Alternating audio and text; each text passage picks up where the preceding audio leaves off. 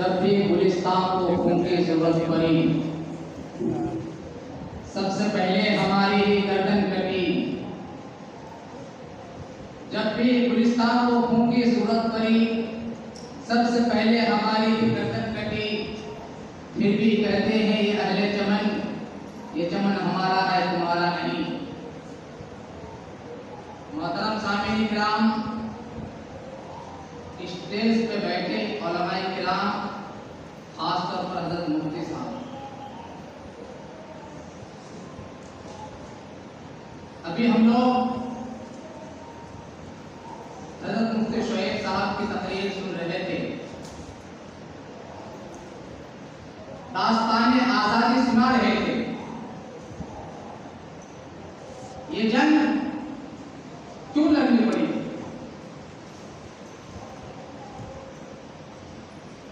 ये जंग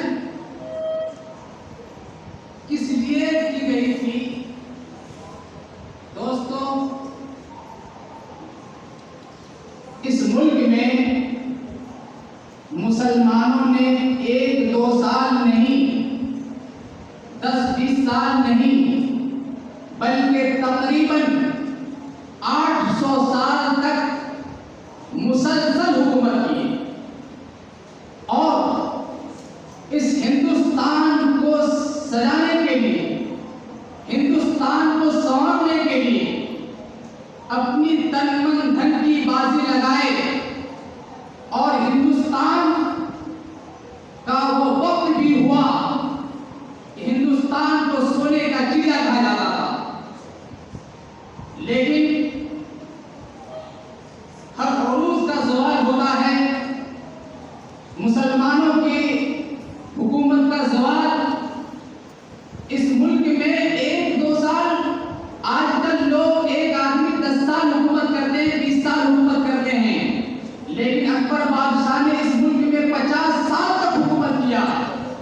गर्चे उस हिस्सों में कुछ दिन बदली की रही। उसके बाद सबसे बड़ी हुकूमत औरंगजेब रहमतुल्लाह अलैह की रही, जिन्होंने इस्लामी तरीके पर इंसाफ के साथ, अदल के साथ, ईमानदारी के साथ, दयानतदारी के साथ पूरे हिंदुस्तानियों के हुकूक को अदा करने के साथ 1-2 साल नहीं, 10-20 साल नहीं, 40 साल नहीं, बल्कि 50 साल तक हुकूमत की और मुनज़्ज़म हुकूमत की। मौलिकीन लिखते हैं कि औरंगजेब के जमाने में जितना बड़ा हिंदुस्तान है था, वो ना उससे पहले था न उसके बाद अब है। बर्मा भी औरंगजेब की हुकूमत में रहा है, नेपाल भी रहा है, पाकिस्तान भी रहा है, बांग्लादेश भी रहा है, श्रीलंका भी रहा है, लेकिन अदल और इंसाफ के साथ रहा है। उसके बाद फिर अंग्रेज के बारे में बताते हैं कि अंग्रेज इस मुल्क में 1498 ही में आ चुके थे तिजारत के गर्ज से।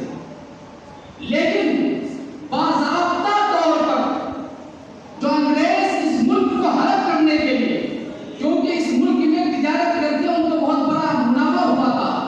कर्नाटक में, महाराष्ट्र में इलायची, उसी तरह काली गोल मिर्च, काली मिर्च और हिंदुस्तान के बहुत सारे अच्छी अच्छी चीजों को ये अंग्रेज लेकर इंग्लैंड, यूरोप, अमेरिका ले जाते थे, 5 गुना कीमत पे बेचते थे।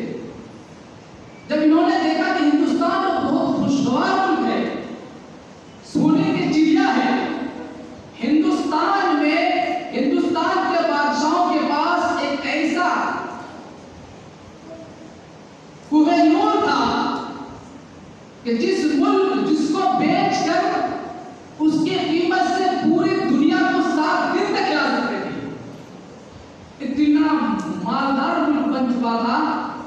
लेकिन उनकी नजर, क्योंकि अंग्रेज हमेशा अपने मजहब के लिए नहीं बल्कि पैसे के लिए रहा है, हुकूमत के लिए, पैसे के लिए, पैसे की लालची होता है हुकूमत। ये अंग्रेज ने जब देखा कि हिंदुस्तान बहुत खुशगवार इलाका है, मालदार इलाका है,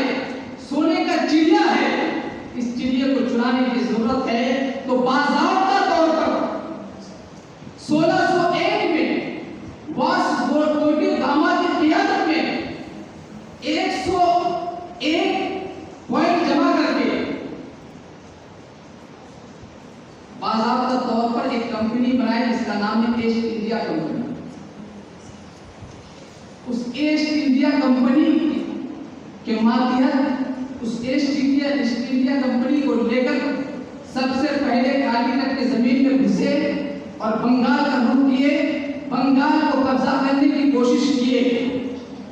लेकिन बंगाल को कब्जा करने की बंगाल को भी कहा जाता सोना बंगला, बंगाल बहुत मालदार था।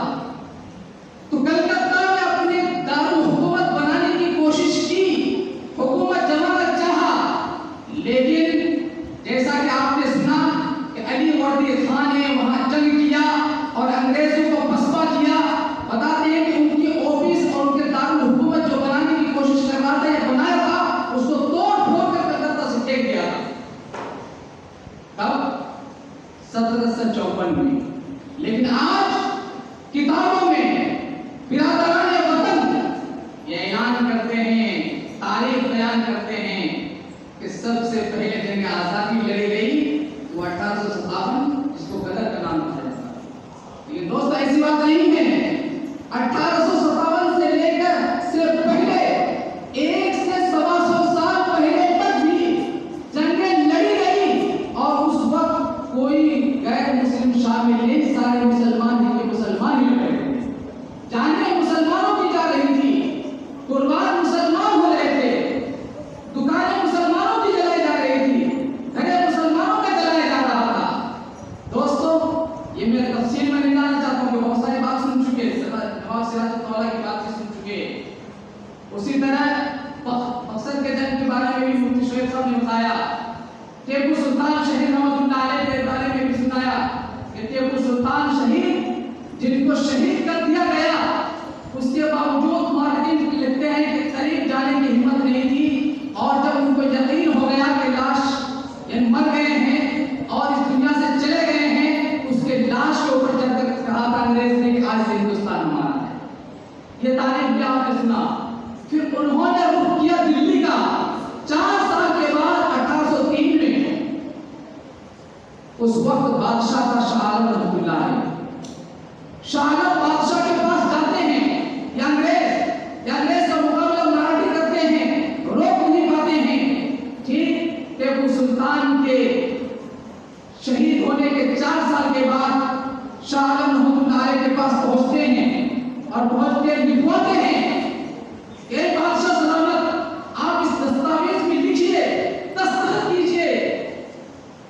उसमें दस्तावेज में लिखते हैं कि खैर खुदा की है, मुल्क बादशाह सलामत की है और आज से हुकूमत ईस्ट इंडिया कंपनी की है। वो मजबूर व मजबूर बादशाह उस चीज को लिख लेते हैं। जब इस चीज को लिख लेते हैं, उस वक्त की गोरिया नशीन बुजुर्ग, अल्लाह के वली, आलिम व फाजिल, रहनुमा, मुशफिक, हमदर्दाने कौम व मिल्लत, मुसलमानों के अमीर शाह अब्दुल अजीज रहमतुल्लाह अलैह, शाह अब्दुल अजीज रहमतुल्लाह अलैह वो शख्स हैं कि जब वो हदीस पढ़ाते थे, कुरान पढ़ाते थे, तो उसमें इतने बड़े मुहद्दिस हैं, कोई बरेलवी, कोई देवबंदी, कोई अहले हदीस, कितने ही बड़े आलिम क्यों ना हो जाए, जब तक वो अपने सनद गिनाते गिनाते शाह अब्दुल अजीज रहमतुल्लाह अलैह तक नहीं पहुंचा देंगे, उस वक्त उसकी सनद पूरी नहीं होगी। इतने बड़े आलिम थे। लेकिन ये नहीं कि मैं बड़ा आलिम हूं, वो जानते थे, उनकी भी इज्जत अंग्रेज करते थे। लेकिन जब उन्होंने देखा कि हिंदुस्तान में अंग्रेज की हुकूमत चल रही है, इस्लामी हुकूमत खत्म हो गया है, मुसलमानों की हुकूमत खत्म हो गई है, मुसलमान बादशाह है लेकिन मजबूर और मखूर होकर है, नाम का बादशाह रह गया है, अब पूरी हुकूमत, पूरी पॉलिसी अंग्रेज की चल रही है। ऐसे वक्त में शाह अब्दुल अजीज रहमतुल्लाह अलैह ने अपने शागिर्दों को बुलाकर, अपने मुरीदीन को बुलाकर फतवा दिया कि देख लो, अब हिंदुस्तान मुसलमानों का नहीं रहा, हिंदुस्तान दारुल इस्लाम नहीं रहा, दारुल हर्ब हो चुका है। इसलिए अब हिंदुस्तान में जिहाद फर्ज हो गया है और जिहाद फर्ज का ऐलान किया अपने शागिर्दों को, खास तौर पर शाह इस्माइल रहमतुल्लाह अलैह, शाह अहमद शहीद रहमतुल्लाह अलैह, इनकी तारीफ भी आप लोगों ने सुना, उनको नहीं बयान करूंगा। उन लोगों के दिलों में ये बात डाली और पूरे हिंदुस्तान का दौरा कराया कि लोगों को ये पैगाम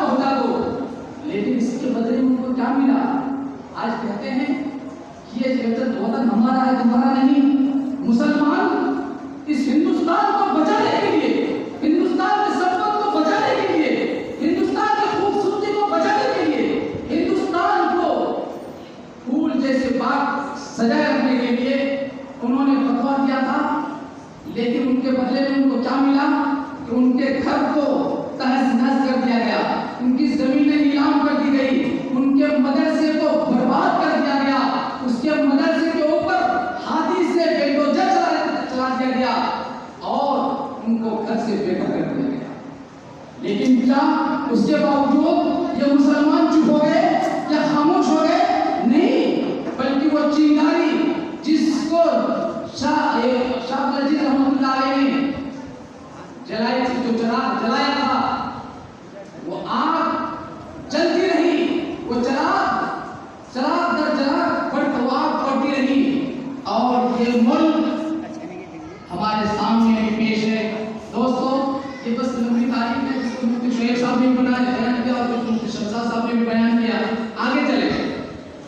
जब बालाकोट की सरजमीन में 1831 में जंग करते करते शायद इस्माइल से रहमतुल्लाह अलैह, शाह अहमद शहीद रहमतुल्लाह अलैह, अब्दुल है मौलाना अब्दुल है बुरहान रहमतुल्लाह अलैह इस दारे फानी से चले गए, शहीद हो गए, तो ये गोया कि ये आंख बुझ गई, बुझने के तरफ हो गई।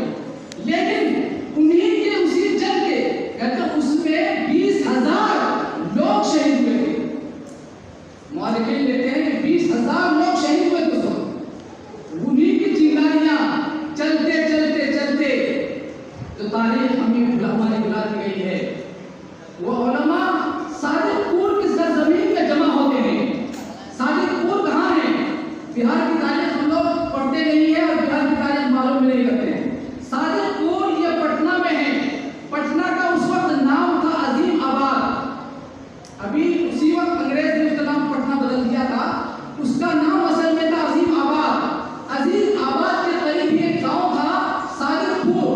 वहां के उलमा ने फिर आग लगाई, आग को जिहाद की चिंगारी को जलाया। वो आग इस तरह बढ़ी कि अंग्रेज के खिलाफ लड़ते रहे, अंग्रेज के दांत खट्टे कर दिए, अंग्रेज को भागने पर मजबूर कर दिए। लेकिन क्योंकि मुसलमान निहत्ते थे, उनकी हुकूमत थी, हुकूमत की ताकत बड़ी होती है, फिर आखिर वहां के उलमा भी शहीद हो गए, वहां की बस्तियां, वहां के लोग भी शहीद हो गए। और फिर उस गांव में भी बेलडोजर चलाया गया। किससे बेलडोजर? उस गांव को कैसे रौंदा गया? गधा के जरिए से, गधा के जैसे हाथी के जरिए से करता था, तो वो गधा के जरिए से उस घर को तहस-नहस कराया गया। क्यों? ताकि उलमाओं की तौहीन हो, मुसलमानों की तौहीन हो, उस गांव वाले, उस इलाके वालों की तौहीन हो। तो आग और नफरत की वजह से गधा के जरिए से उस पूरे गांव को, पूरे इलाके को तहस-नहस कराया। ये बहुत लंबी तारीख है। ये वाकया कब पेश आया था? तकरीबन 1831 से लेकर ये आग चलते चलते 1845 में यह हुआ। उसके बाद फिर ये आग बुझ गई। ये आग बुझ गई, मुसलमान फिर सोच विचार में पड़ गए कि क्या किया जाए। फिर आखिर सोचते रहे, तदबीरें बनाते रहे। फिर एक मुनज़्ज़म तहरीक चलाए। हाजी इमदादुल्लाह रहमतुल्लाह अलैह को खलीफा बनाकर उनके हाथ में सारे उलमा इकराम बैठ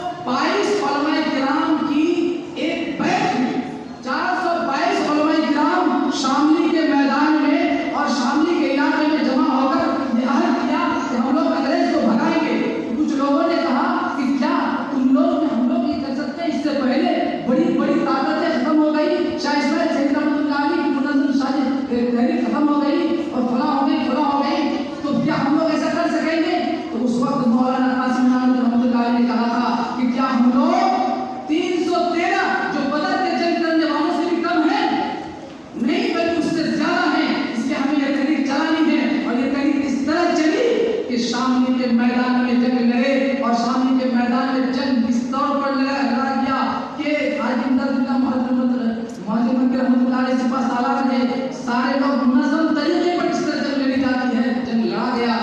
मुआलिम कहते हैं कि डर से वहां के अंग्रेज किले में बंद हो गया था, शामली के किले में बंद हो गया था, लेकिन शामली के किले में बंद होकर सुराखों से मिसाइल को बंदूक की गोली बंदूक लगाकर मुसलमानों की तरफ चला रहे थे, लेकिन मुसलमानों ने नहीं माना और मुसलमानों में से हाफिज जामिल शहीद रहमतुल्लाह अलैह, उनको पीर जामिल शहीद भी कहा जाता है, वो इतने बहादुर थे कि हज़रत अली रज़ियल्लाहु तआला अन्हु कहता है बिल्कुल शेर की तरह बिल्कुल गेट पे चले जाते हैं और तोड़ते तोड़ते मारते मारते गेट को तोड़ देते हैं, अंदर दाखिल हो जाते हैं, लेकिन फिर आखिर अंग्रेज की गोली उनके पेट के नाक के नीचे लगती है और फिर वो शहीद हो जाते हैं।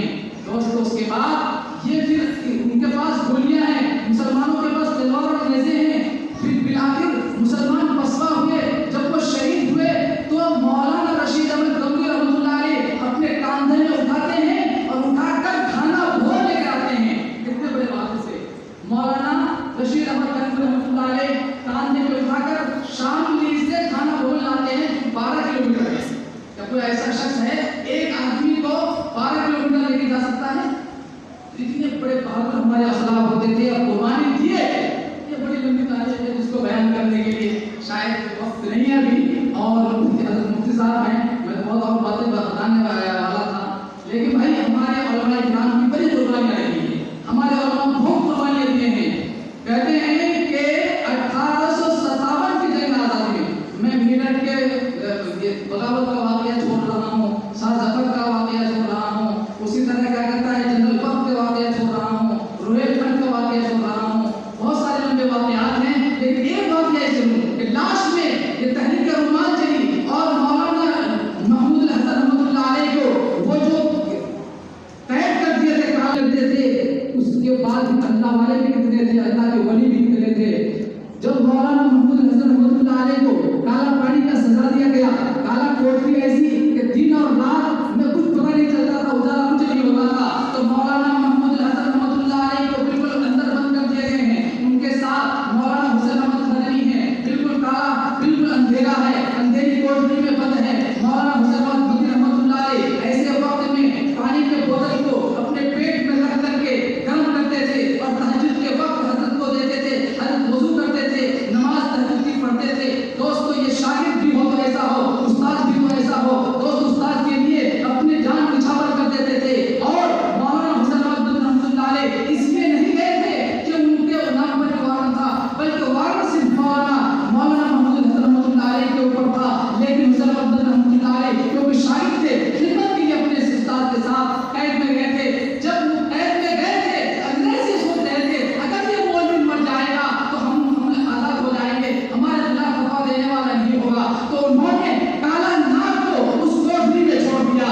दोस्तों काला नाग जब फट निकाला तो मौलाना हुसैन अहमद मदनी रहमतुल्लाह अलैह ने कहा हजरत ये सांप है, तो उन्होंने कहा कि कोई बात नहीं, वो भी अल्लाह का मखलूक है, हम भी अल्लाह के मखलूक हैं। हजरत नमाज पढ़ते हैं, तहज्जुद की नमाज से फारिग होते हैं और जिक्र करना शुरू करते हैं, मुअल्लिम कहते हैं कि जब मौलाना महमूद हसन रहमतुल्लाह अलैह जिक्र अज़कार कर रहे हैं, हुसैन अहमद रहमतुल्लाह अलैह जिक्र करते हैं, ला इलाहा इल्लल्लाह, ला इलाहा इल्लल्लाह लगा रहे हैं, वो साफ इज्जत लगा रहे हैं, ला इलाहा इल्लल्लाह की इज्जत साफ लगा रहे हैं। सुभान अल्लाह। ये हमारे सलाफ बातें बहुत है, हमारे सलाफ की काफी कुर्बानियां दी है। दोस्तों हमारे लिखते हैं कि जब मौलाना हुसैन अहमद मदनी रहमतुल्लाह अलैह को जब दियोबंद लाया गया, जब तनाव किए उनके लाश को दियोबंद लाया गया, जब उनको उनके कपड़ों को नहलाने के लिए खोला गया, तो खोलने की वजह से उनके जिस्म में यानी उसकी कमर में कोई भी ऐसा गोश्त नहीं था कि बाकी हो, हड्डी हड्डी बाकी थी। लोग रोने लगे, चिल्लाने लगे कि क्या बात है, कमर में तो गोश्त ही नहीं है। मौलाना हुसैन अहमद मदनी रहमतुल्लाह अलैह को बुलाया गया और बुला कर कहने लगे ए हुसैन अहमद मदनी रहमतुल्लाह